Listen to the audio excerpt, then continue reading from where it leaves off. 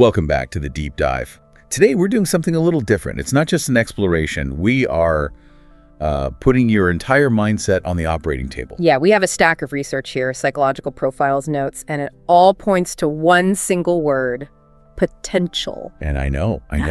People hear that word and they immediately roll their eyes. It's been beaten to death by, motivational posters with eagles on them. It has. It's lost its meaning. So we need to stop right here and completely reframe what that word actually means. Okay, so where do we start?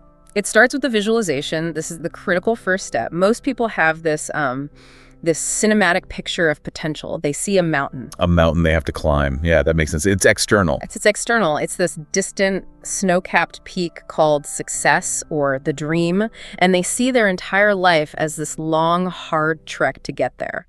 It's a journey from A to B. The classic hero's journey. You pack your bags, you face the dragon, you climb the mountain. But that visualization is fundamentally flawed. I mean, it's almost designed to set you up for failure. How so? Because it places all the value outside of yourself. The treasure is out there. We need to completely invert that image. Potential isn't a mountain you climb, it is a statue trapped inside a block of granite. Okay, I like that. So it's an internal existence? It's already there. The masterpiece is inside you right now as you're listening to this. It is simply buried. Buried under what then? Under a very, very dense material. It's made of your fears, your past failures, what society has told you you can and can't do. And specifically what we're going to dissect today, 10 very specific lies. The lies you tell yourself. The lies you recount to yourself in the dark when you're alone. And the act of deconstruction of this granite, that's the only way to reveal the statue. You don't add anything to become great. You subtract the lies. Subtraction, not addition. That's a huge distinction. But this feels, I don't know, it feels heavy. It feels like we're about to call a lot of people out. We are. And we have to be. But it has to start with a confession.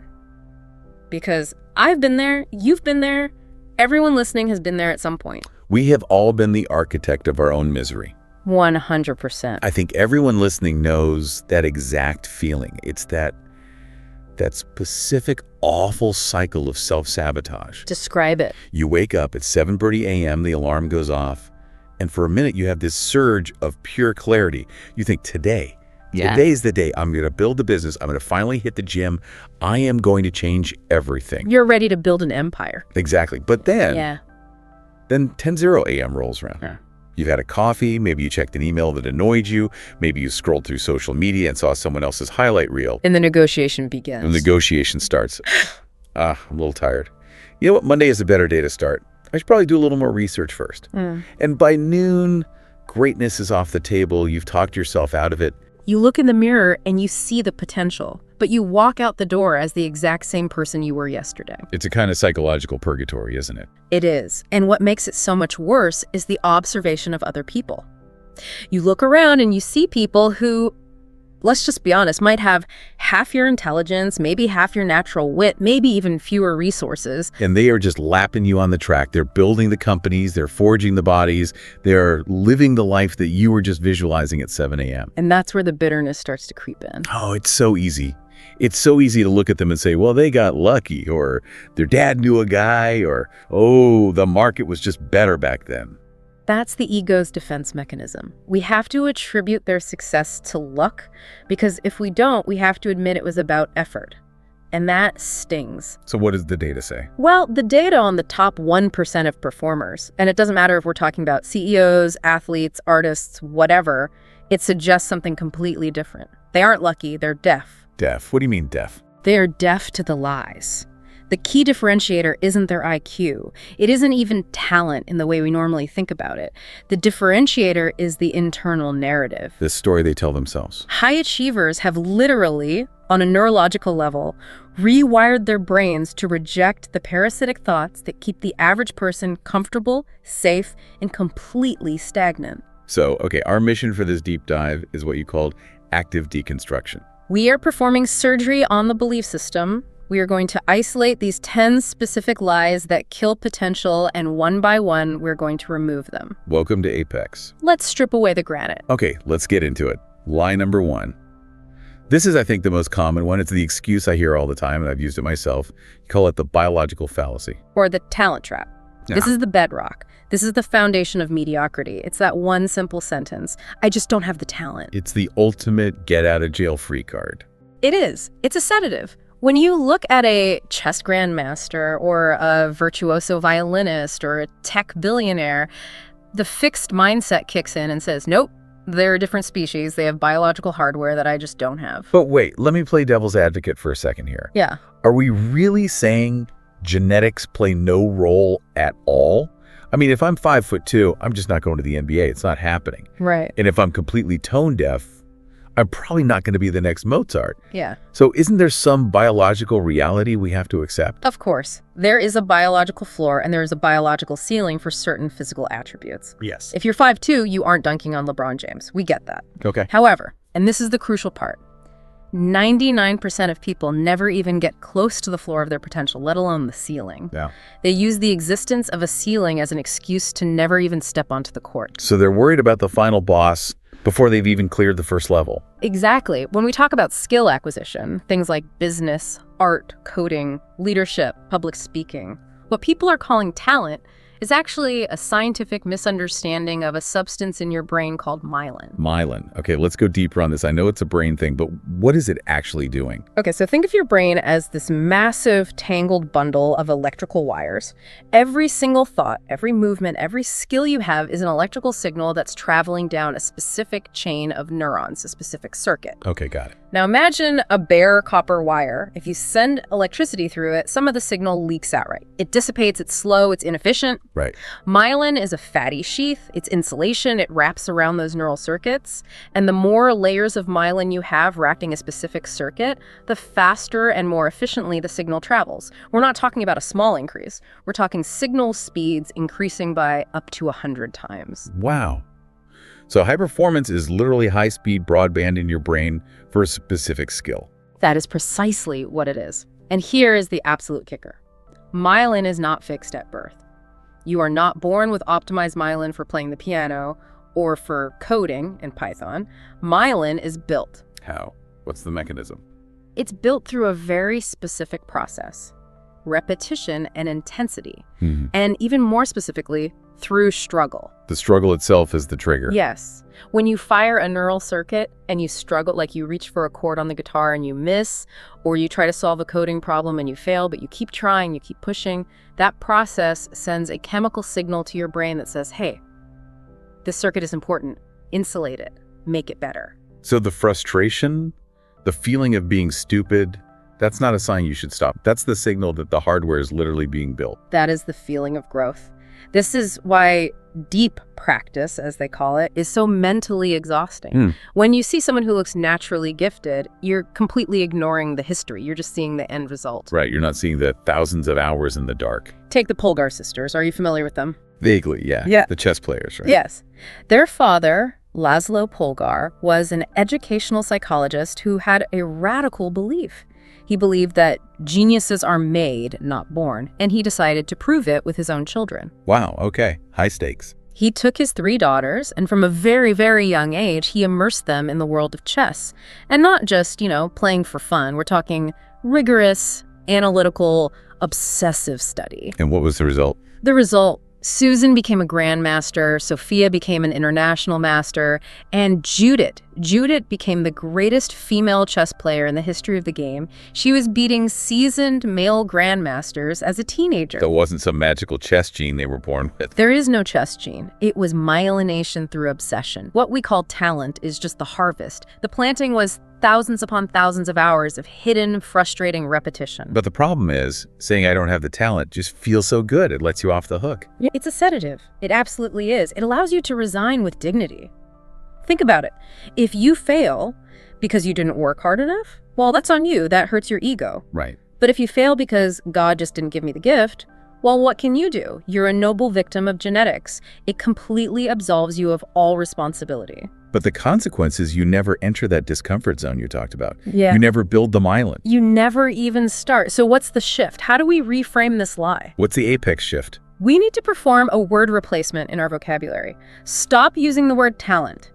Erase it. Right. And replace it with the word tolerance. Tolerance. Yes. The core metric of greatness is not your genetic lottery ticket. It is. Who has the highest tolerance for being a beginner?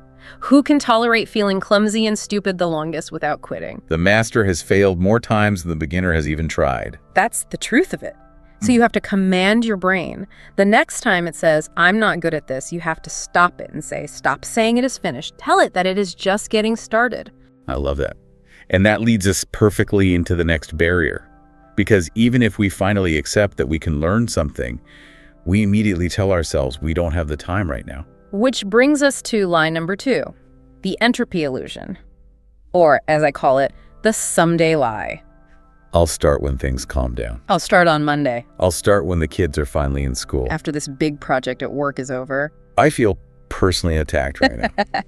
I think we all do this. We have this fantasy that the future is going to be this calm, open meadow where we finally have the time and space to write the book or start the business. And that fantasy is a direct violation of the fundamental laws of physics. Okay, a physics lesson. Break this down. Specifically, the second law of thermodynamics. Entropy.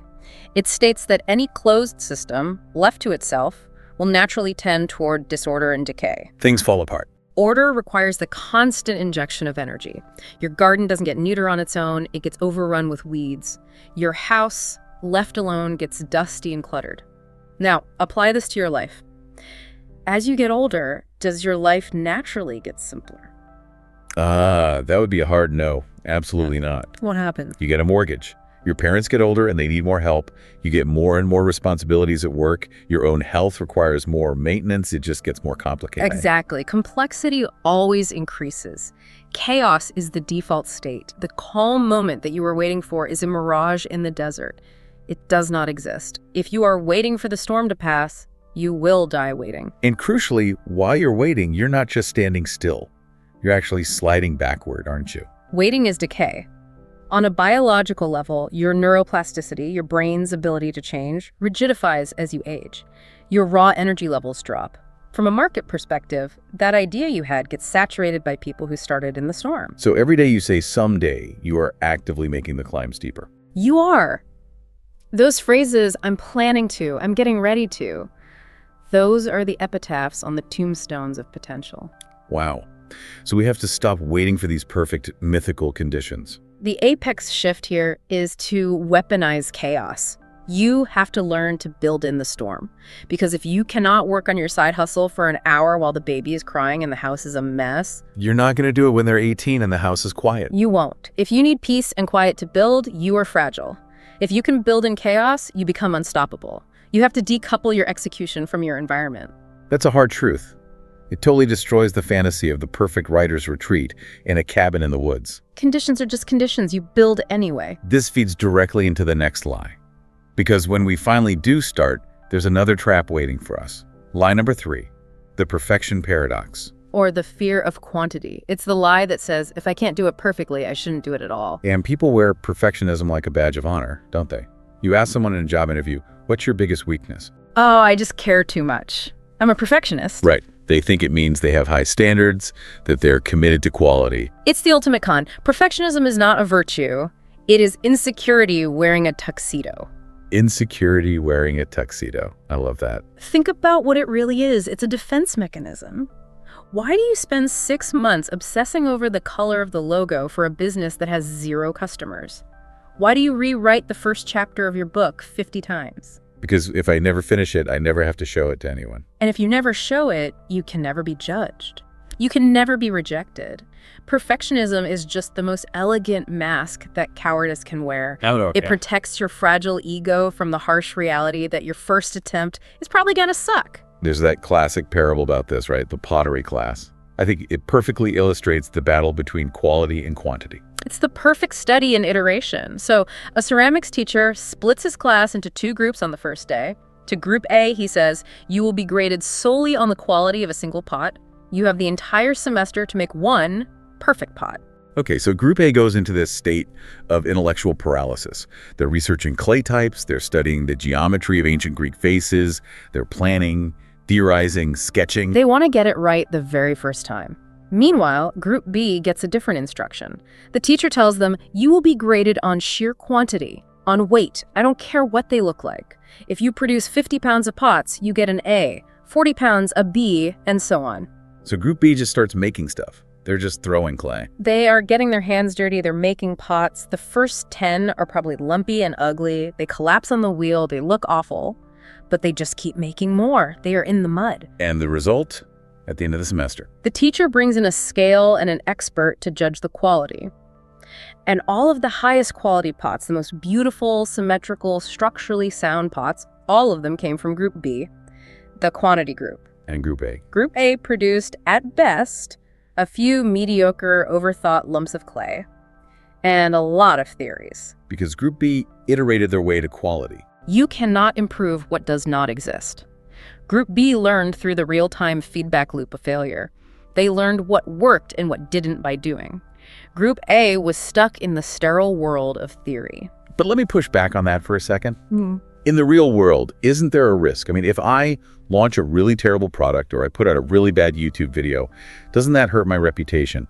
First impressions matter, don't they? That is the fear talking. That is the perfectionist in you trying to stay safe. Here's the reality. In the beginning, nobody knows who you are. You have no reputation to damage. You're shouting into the void. You are. Your reputation is zero. You have literally nothing to lose. The sloppy first draft isn't just okay. It's essential.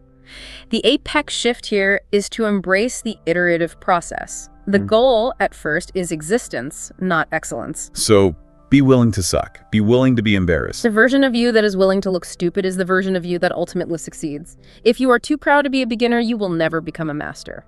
Okay, let's move to the next one. Lie number 4. This is a huge one, especially for anyone with an entrepreneurial dream. The resource myth. I need money to make money. Yeah. This is the great gatekeeper. This is the lie that allows people to feel so righteous about their inaction. Oh, I have a $1 billion idea, but I don't have the VC funding. It's a very easy lie to believe. You look at these massive companies and all you see is the capital they have now.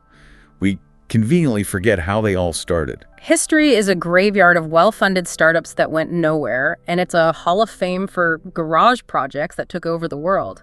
Steve Jobs and Wozniak in a garage, Jeff Bezos using an old door for a desk because it was cheaper than buying a real one. They didn't have capital, they had sweat equity. That's the fuel. But okay, let's be practical. Some businesses do require a lot of capital. You're not going to build a semiconductor factory in your garage. But 99% of the time, that's not what you're trying to build. You're trying to start a service business or a media company or a simple software product. And in that context, when you say, I need money, what you are usually subconsciously saying is, I want to pay someone else to solve the hard problems for me. Oof, that's a heavy insight. I need money for marketing means I want to hire a marketing agency instead of learning how to write compelling copy myself. I need money for a developer means I don't want to go through the pain of learning to code. Money is just a way to outsource the struggle. It's stored energy. Money is stored energy, and if you don't have stored energy, which is cash, then you have no choice but to use kinetic energy, which is your own labor. That's the conversion. But there's a deeper danger here. What's that? Money acts as a magnifying glass. If you are undisciplined, disorganized, and lazy with $0, giving you $100,000 just means you'll be an undisciplined, disorganized, and lazy person who is now $100,000 in debt. You'll just go bankrupt faster. There's actually a concept for this, isn't there? Constraint theory. The idea that having too many resources, too much money, actually kills creativity. It absolutely does. It's the soft startup versus the lean startup. If you get a big check up front, you have a budget for marketing, so you just buy ads. You don't learn how to craft a message that actually resonates. You just throw money at the problem. Whereas if you have a $0 budget, you have to be clever. You have to be resourceful. You have to write content that is so good, so valuable that people share it for free. Constraint breeds resourcefulness.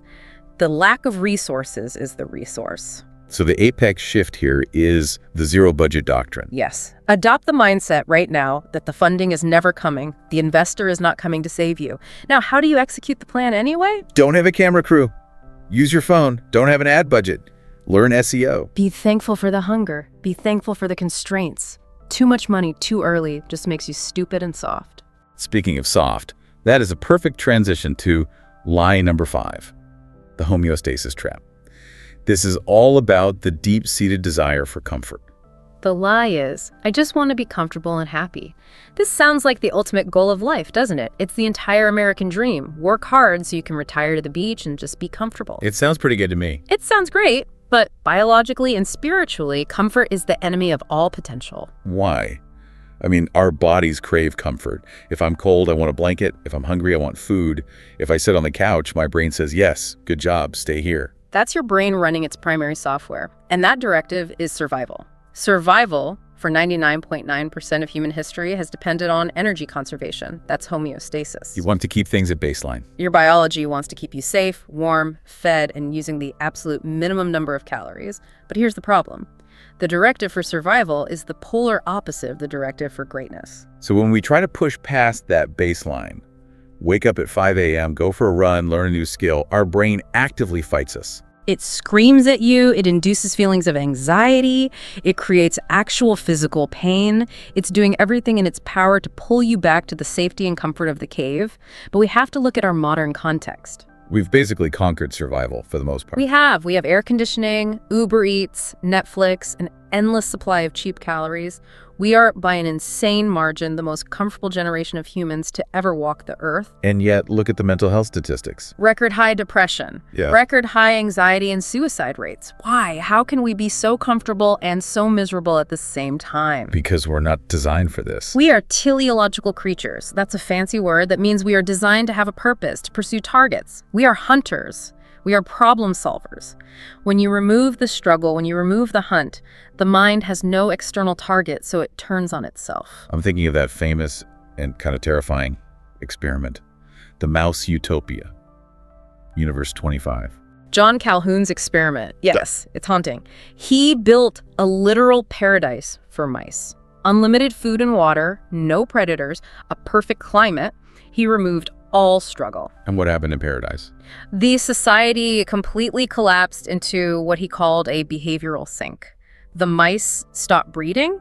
They became either hyper-aggressive and violent, or they became these beautiful autistic-like creatures that just sat in corners grimming themselves until they died out. They died from a lack of struggle. Their society died from a lack of purpose. And that is a terrifying allegory for our comfortable world. It suggests that a life of pure, unadulterated comfort is actually a spiritual death sentence. It's atrophy. It is spiritual atrophy. We have to distinguish between distress, the bad stress that breaks you, and eustress, the good stress that builds you. You need resistance. Muscles don't grow in zero gravity. Character doesn't grow without adversity. So the apex shift is to seek out hardship on purpose. Voluntary hardship. You have to manufacture the struggle that modern life has removed. You must voluntarily introduce stress to your system to raise your baseline. Cold showers, fasting, hard physical training, learning difficult things. You are tricking your homeostasis into accepting a higher, more resilient standard of existence. Don't pray for an easy life. Pray for the strength to endure a hard one. Lie number 6 circles back to the people in our lives. This is the tribal validation lie. The approval trap. The lie that says, I need them to support me. And them can be anyone. Your parents, your spouse, your friends, even the random mob on the internet. We feel paralyzed if we don't get that big thumbs up from our tribe. And this goes deep. This is more evolutionary psychology. For 50,000 years, your individual survival depended entirely on the tribe. If you were rejected by the group, you were cast out. And in the Paleolithic era, a solitary human was a dead human. You were eaten by wolves or you starved to death. End of story. So the fear of rejection is literally wired into our deepest brain structures as a fear of death. Which explains why public speaking is the #1 fear for so many people. It's the fear of the entire tribe staring at you and judging you. Exactly. But here's the thing.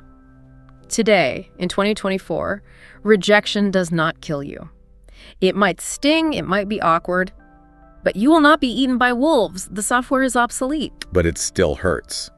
And what's confusing is that often the people who are holding us back the most are the people who say they love us the most. That is the crab bucket reality. You know the analogy of crabs in a bucket. If one crab starts to climb out and get to freedom, the other crabs will pull it back down. But why? My mom isn't a malicious crab. She wants me to be happy. She wants you to be safe. And that is the critical distinction. Greatness looks like risk. Starting a new business looks like danger. Quitting your stable job to pursue your art looks like pure instability. Your loved ones will try to talk you out of your potential, not because they want you to fail, but because they are terrified for your safety. They love this safe version of you.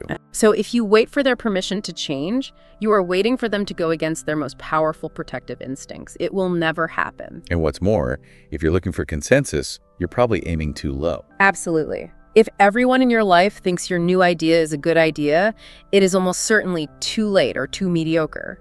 The biggest opportunities, the real breakthroughs, look like insanity to the majority at first. So the apex shift is to become an independent operator.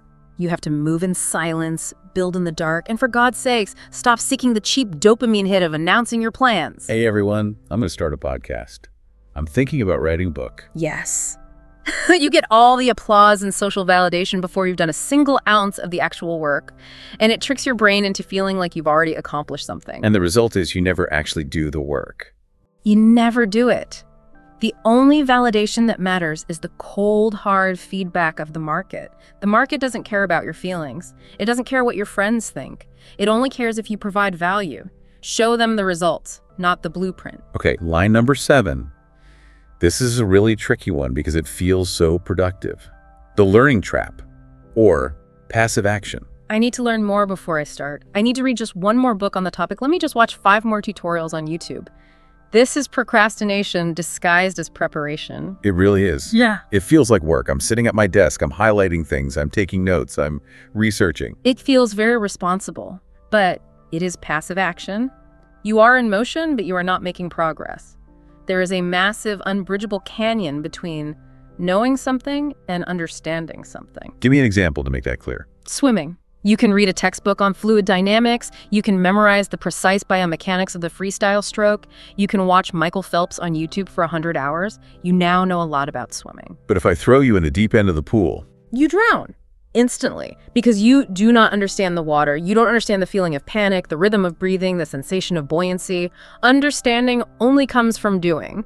We have an epidemic of what some people call information obesity. We are stuffed to the gills with facts, but we are starving for wisdom. We hoard information just in case we might need it someday. So what's the fix? Because you can't just go in completely blind either, right? You need some knowledge to start. Of course. And the apex shift is to switch from just-in-case learning to just-in-time learning. Just in time. What does that mean? It means you stop learning for a hypothetical future. You only learn what you need for the immediate next step in front of you. So instead of taking a 6-week online course on how to start an online business, you ask, what is the very first single step? Okay, I need to register a business name. So you Google how to file an LLC in my state.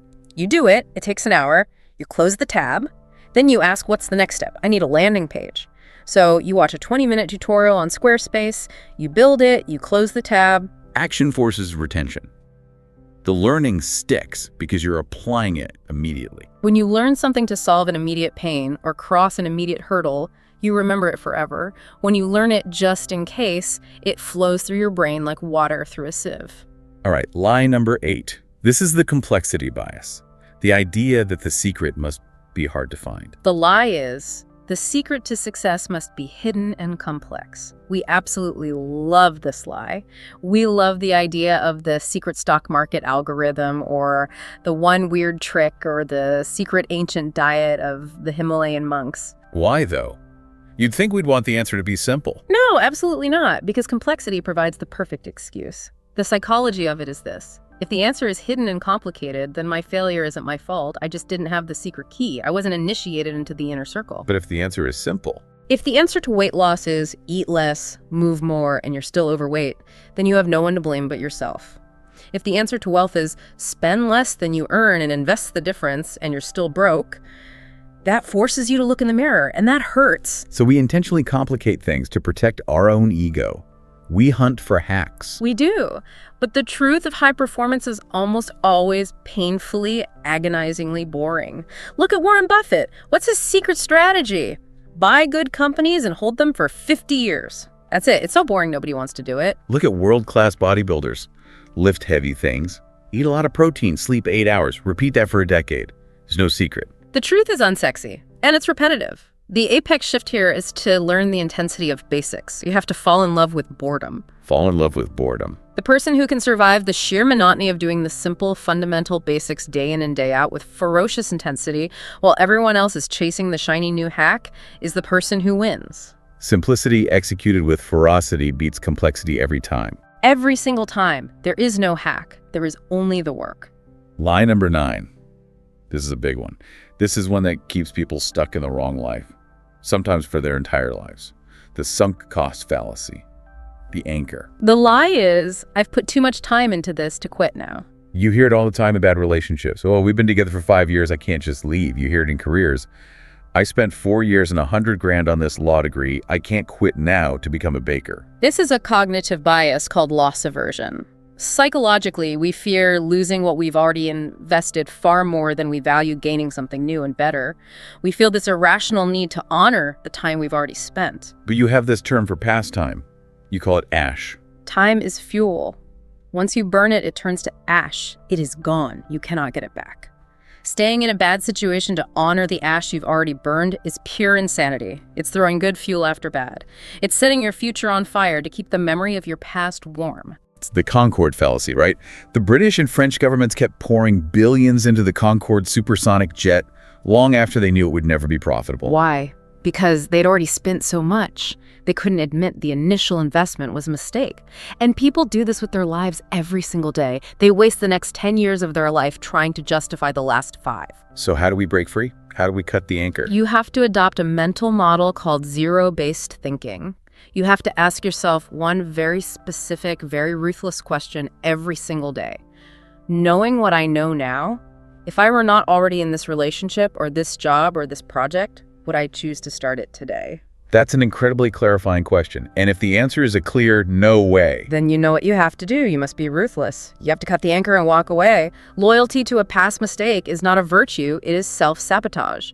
Loyalty to your past betrays your future. And that brings us to the final lie, the one that holds all the others in place. Lie number 10, the master lie, the identity prison. This is the cage. The lie is simply, this is just who I am. I'm just a lazy person.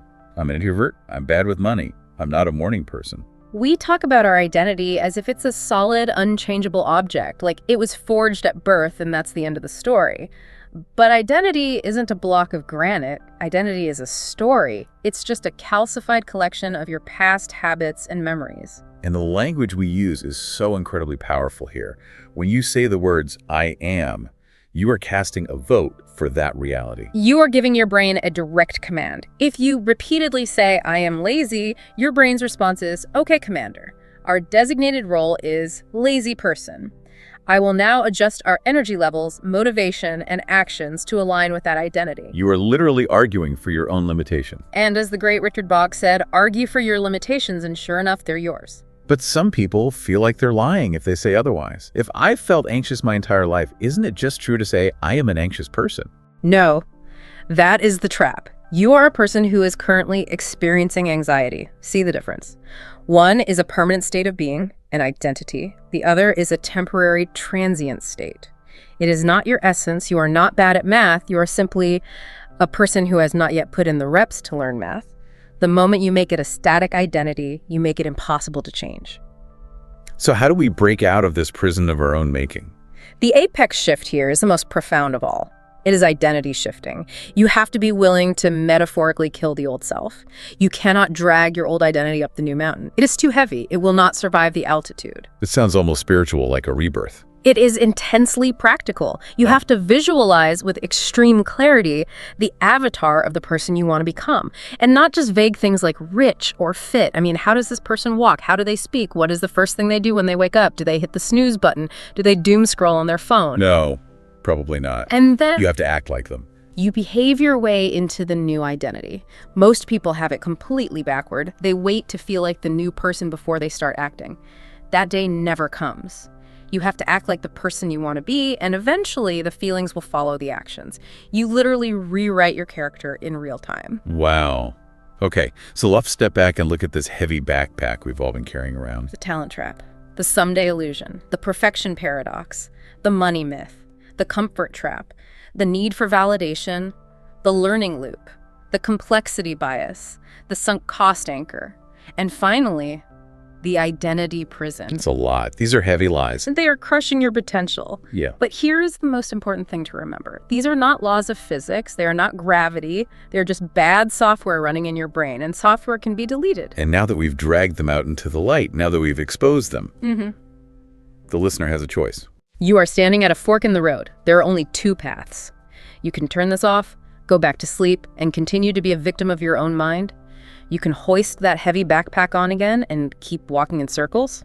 Or you can wake up. You can drop the backpack right now. Step into the friction. Build without permission. Success is subtraction. You subtract the lies to reveal the pure, powerful potential that was there the entire time. Before we sign off, we just want to acknowledge the few of you who made it all the way to the end of this deep dive. The average attention span in this world is completely broken. Most people clicked off 30 minutes ago to go watch a cat video or scroll through TikTok. But you are still here, and that means you're different. That means the signal is getting through the noise. It's thickening the myelin. So here's the final instruction. If you are ready, truly ready, to kill these lies and take command of your own narrative, we want you to make a declaration. Not to us, but to yourself. Just say this one thing right now. I am awake. Let that simple statement be your first act of rebellion against the mediocrity of your past self. This is Apex.